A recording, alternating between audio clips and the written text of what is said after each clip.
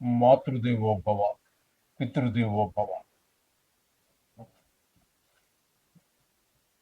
October నెల 2025 నెల రోజుల పాటు గోచార ఫలితం ఏ ఏ రాశుల వారికి ఏ ఏ విధంగా ఉంటుంది అనేటటువంటిది సశాస్త్రీయమైన పద్ధతిలో మనం తెలుసుకునేటటువంటి ప్రయత్నం చేద్దాము. ఈ నెలలో ముఖ్యమైనటువంటి కొన్ని పండగలు, ముఖ్యమైనటువంటి ఇంపార్టెంట్ అయినటువంటి పండగలు, ఫెస్టివల్స్ అనండి, చాలా పవిత్రమైనటువంటి రోజులుగా మనం చెప్పుకోవాల్సినటువంటివి. ఒకటి మహర్నవమి, అంటే దసరా నవరాత్రుల్లో వచ్చేటటువంటి 9వ రోజు, దాన్ని మహర్నవమి అంటాము. తదుపరి విజయదశమి అని చెప్పేసి అది ఒకటి మనం చేసుకుంటూ ఉంటాము. నవమి వెళ్ళిన మరుసటి రోజునే విజయదశమి పూజ కూడా చేసుకుంటాము. అదే రోజు సెమి వృక్షానికి కూడా పూజ చేస్తూ ఉంటాము. ఆ విషయాలన్నీ ప్రత్యేకమైనటువంటి మన వీడియోలో చెప్పుకుందాము. ఇకపోతే 10వ తారీఖు ప్రతి నెల వచ్చేటటువంటి సంకటహర చతుర్థి అనేటటువంటిది 10వ తారీఖు వస్తున్నది. 17వ తారీఖున ప్రతి నెలలోనూ కూడా రవి ఒక రాశి నుంచి ఒక రాశికి మారుతూ ఉంటాడు. అది ఇంచుమించుగా 14వ తారీఖు నుంచి 17వ తారీఖు లోపల జరుగుతూ ఉంటుంది. ఈ నెలలో మనకి, అంటే ఈ అక్టోబర్ నెలలో 17వ తారీఖున రవి సంక్రమణం జరుగుతూ ఉన్నది. ఇకపోతే 20వ తారీఖు సంవత్సరానికి మనకి ఒక్కసారి వచ్చేటటువంటి దీపావళి అనేటటువంటి పండగ అమావాస్య రోజున రాబోతూ ఉన్నది. ఇక 25వ తారీఖున నాగుల పంచమి, నాగుపాము అనేటటువంటి దాన్ని మనం ఒకప్పుడు చాలా పవిత్రంగా పూజించేటటువంటి వాడం. ఈ రోజున ఆ జాతి కనుమరుగైపోతూ ఉన్నటువంటి పరిస్థితి. దాన్ని కూడా తినేసేటటువంటి వాళ్ళు బయలుదేరారు. వాటిని తినడానికి ఆల్రెడీ కొంతమందికి, కొన్ని ప్రాణులకి ఆహారంగా దైవమే నిర్ణయించాడు. కానీ ఈనాడు మానవుడు దేవుడు నియమించిన వాటిని వదిలిపెట్టలేదు, వాటితో పాటుగా మనకి ఆహారం కాదు, వేరే జంతువులకి, వేరే పక్షులకి ఆహారంగా నిర్దేశించబడినటువంటి కొన్ని ప్రాణులను కూడా కోసుకొని తినేస్తున్నాడు. మానవుడి ఆకలి తీరేటట్టు లేదు నాయన. ఆ భగవంతుడి వల్ల కూడా వీటి ఆకలి తీర్చేటట్లేదు. భూమి మీద పంటంతా తినేసిన వీటి ఆకలి తీరటం లేదు. సముద్రంలో ఉన్నటువంటి జీవించేటటువంటి చేపలు, రొయ్యలు, పీతలు, తాబేళ్లు, ఇవన్నీ తినేసిన వీటి ఆకలి తీరటం లేదు. ఆకాశంలో సంచరించేటటువంటి పక్షి విహంగాలన్నీ ఉన్నాయి కదండి, ఆ ఆకాశంలో జీవిస్తూ ఉంటాయి. పాపం భూమి మీదకి రానే రావు. వాటిని కూడా పుట్టి కంచి పెంచి చంపు తినేస్తూ ఉన్నాడు. అంటే భూమి మీద, నీళ్ళల్లోనూ, ఆకాశంలోనూ ఎన్ని చేసినా కూడా వీడి ఆకలి తీరటం లేదు. ఇది తీరేటటువంటి దారి కూడా లేదండి ఇవి తీరటానికి. ఎంత ఆకలి మానవుడికి! ఇది ఈ విధంగా మొత్తం మీద ఒకప్పుడు మనం నాగుపాము అనేటటువంటి వాటిని కూడా మన దగ్గర పూజలు అందుకున్నటువంటి వాటిని కూడా ఈ రోజున మహా దౌర్జన్యంగా చంపేసి తినేస్తూ ఉన్నారు. గోమాతలను చంపు తినేస్తూ ఉన్నారు. అక్కడ ప్రతి ప్రాణిలోనూ సర్వాంతర్యామని చెప్పుకుంటున్నామే, ఆ దయ, ఆ జాలి, ఆ గుణం ఏవైపు అర్థం కాదు. ఈ విధంగా మొత్తం మీద ఏదైతే కానీ ఈ నెలలో ఇవన్నీ కూడా ముఖ్యమైనటువంటి పండగలుగా వస్తున్నాయి. మకర రాశి వారికి అక్టోబర్ నెల 2025 గోచార ఫలితాలు ఏ విధంగా ఉన్నాయో సశాస్త్రీయమైన పద్ధతిలో తెలుసుకునేటట్టు ప్రయత్నం చేద్దాము. ఇక్కడ మకర రాశి వారికి ద్వితీయ స్థానంలో రాహు సంచారం జరుగుతున్నది. అట్లాగే తృతీయ స్థానంలో శని యొక్క సంచారం వక్రగతిలో జరుగుతున్న కారణంగా ఆయన కూడా ద్వితీయ స్థాన ఫలితాలను ఇవ్వబోతున్నారు. కాబట్టి ద్వితీయ స్థాన ఫలితాల వల్ల ధనానికి ఇబ్బంది కలిగేటటువంటి పరిస్థితి ఉంటుంది. అలాగే మాటలో కఠినత్వం, సమయానికి తగినట్టుగా మాట్లాడలేకపోవటము,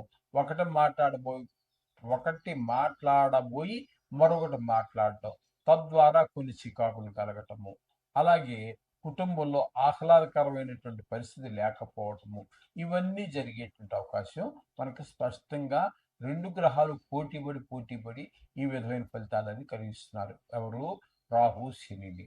ఇకపోతే 6వ స్థానంలో గురువు యొక్క సంచారం 18 రోజుల పాటు జరుగుతోందండి. ఆ 18 రోజుల్లో 6వ స్థానంలో గురుబలం పూర్తిగా లేనట్టే. తద్వారా రోగాలు, ఇంట్లో అందరికి చిన్నపాటి రోగాలు ప్రబలేటువంటి అవకాశం ఉంటుంది. అలాగే మీరు ఎవరికైనా ధనం అప్పు ఇవ్వాల్సి ఉన్నట్టయితే వాళ్ళని అప్పు కూడా తీర్చలేకపోతారు.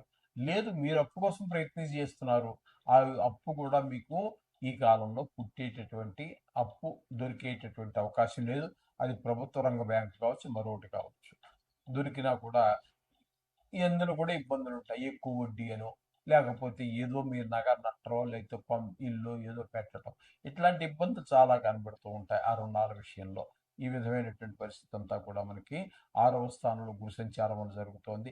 ఇకపోతే 7వ స్థానంలో అంటే కర్కాటకంలో గురు యొక్క సంచారం ఒక 13 రోజులు జరుగుతోంది. ఇది మాత్రం మీకు అనుకూలంగా ఉంటుంది. వివాహం కాని వారికి వివాహం అవడం కానీ, వివాహం నిశ్చయం అవటం కానీ, నిశ్చయ తాంబూలాలు తీసుకోవటం కానీ ఇట్లాంటివి ఉంటుంది. కొంతమందికి వివాహం కూడా జరిగిపోయే అవకాశం ఉంటుంది.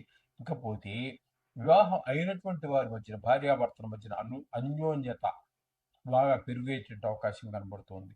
ఇకపోతే అష్టమ, నవమ 2 స్థానాల్లో శుక్రగ్రహ సంచారం జరుగుతోంది.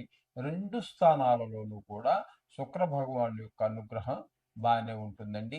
ఈ మకర రాశి వారికి అష్టమ స్థానంలో ఉన్నప్పుడు కూడా చా మంచి మంచి వార్తలు వినటం, హఠాత్తుగా ధన లాభం జరగటం, అలాగే మనకి శత్రువులుగా ఉన్నటువంటి వాళ్ళు కూడా మిత్రులుగా మారటం, ఇట్లాంటివన్నీ జరుగుతూ ఉంటాయి అష్టమ స్థానంలో ఉన్నప్పుడు. ఇక భాగ్యస్థానంలోకి వచ్చిన తర్వాత వాహన సౌఖ్యం, అలాగే గుళ్ళకి గోపురాలకి తిరగటం, అలాగే పిల్లల మీద కూడా మంచి ప్రభావం చూపించడం జరుగుతూ ఉంటుంది. ఈ శుక్రగ్రహ భాగ్యస్థాన సంచారం వలన 22 రోజుల పాటు ఇక్కడ అలా జరుగుతూ ఉంటుందండి. ఇక రవిగ్రహ సంచారం కనుక మనం తీసుకున్నట్టయితే భాగ్యస్థానంలో ఒక 17 రోజులు, దశమ స్థానంలో ఒక 14 రోజులు సంచారం చేస్తున్నాడు. భాగ్యస్థానంలో రవి సంచారం అనుకూలమైన ఫలితాలన్నీ ఇవ్వజాలదండి. అక్కడ మనకి తండ్రి గారి ఆరోగ్య విషయంలోను, అలాగే గుళ్ళు గోపురాల విషయంలోను, ఇటువంటివి పిల్లల ఆరోగ్య అంటే భాగ్యం కాబట్టి వాళ్ళ మీద కూడా కొంచెం చెడు ప్రభావం చూపించే అవకాశం ఉంటుంది. కానీ దశమ స్థానంలో ఒక 14 రోజులు సంచరిస్తున్నారు కాబట్టి అక్కడ ఆయన 10వ స్థానం కాబట్టి మంచి పవర్ ఉండటం, మిగిలిన వాళ్ళ మీద అధికారం చెలాయించగలగటము, వృత్తిలోనూ వ్యాపారం అయితే వ్యాపారం, అందులో అభివృద్ధి సాధించటము లాంటివన్నీ కూడా మనకి జరుగుతూ ఉంటాయి దశమ స్థానంలో ఉండటం వలన. ఇకపోతే బుధుని యొక్క సంచారం తీసుకున్నట్టయితే కన్యా, తుల, వృచ్చిక 3 రాశుల్లో సంచారం జరుగుతోంది. ఇక్కడ కన్యా రాశిలో అన్నట్టయితే 9వ స్థానంలో ఒక్క రోజు మాత్రం సంచారం చేస్తున్నారు. అది అనుకూలమైన ఫలితం కాదు. ఇకపోతే దశమ, ఏకాదశ 2 స్థానాలలోనూ కూడా దశమ స్థానంలో 27 రోజులు వృత్తిపరమైనటువంటి అభివృద్ధి, ఆర్థికపరమైనటువంటి అభివృద్ధి. ఇక ఏకాదశ స్థానంలో ఉన్నప్పుడు ఆ లాభం బాగా రావటం లాంటివన్నీ కూడా జరుగుతూ ఉంటాయి. ఈ 2 స్థానాల్లో దశమ, ఏకాదశ స్థానాల్లో ఆయన అనుకూలమైనటువంటి ఫలితాలు ఇస్తూ ఉన్నారు. కుజుడు కూడా జత చెప్పొచ్చేది ఏంటంటే ఇక బుధుడు కుజుడు కనుక మనం తీసుకున్నట్టయితే దశమ స్థానంలో ఒక 27 రోజులు, దశమ స్థానంలో కుజుడు అనుకూలమైనటువంటి ఫలితాలు ఇవ్వరు. కానీ ఒక్క 4 రోజులు మాత్రం ఏకాదశ స్థానంలో ఉన్న కారణంగా ధనానికి లోటు ఉండదు. కానీ దశమ స్థానంలో ఉన్నప్పుడు వృత్తిపరమైన ఇబ్బందులు, మనకు బుధుడు వృత్తిని డెవలప్ చేస్తున్నాడు, రవి అనుకూలంగా ఉన్నాడు, వారిద్దరూ కూడా ఆ వృత్తిలో మనకి అభివృద్ధి చూసిస్తూ ఉంటే కుజుడు వెనక్కి లాగేటటువంటి పరిస్థితి ఉందండి అక్కడ. అది ఒకటి గమనించుకోవాలి మీరు. అంచేత కొన్ని గ్రహాల అనుకూలతలు ప్రతికూలతలు మామూలే కాబట్టి తగు జాగ్రత్తలు తీసుకుంటూనే ఆ రోజు మనం 2 నిమిషాలు 3 నిమిషాలు ఆ నవగ్రహాలు కేటాయించండి. మీరు సునాయాసంగా ఈ యొక్క చిన్ని చిన్ని ఆ, ఆ, ఇబ్బందుల నుండి ఈజీగా చాలా సులువుగా బయటపడగలుగుతారు. శుభం.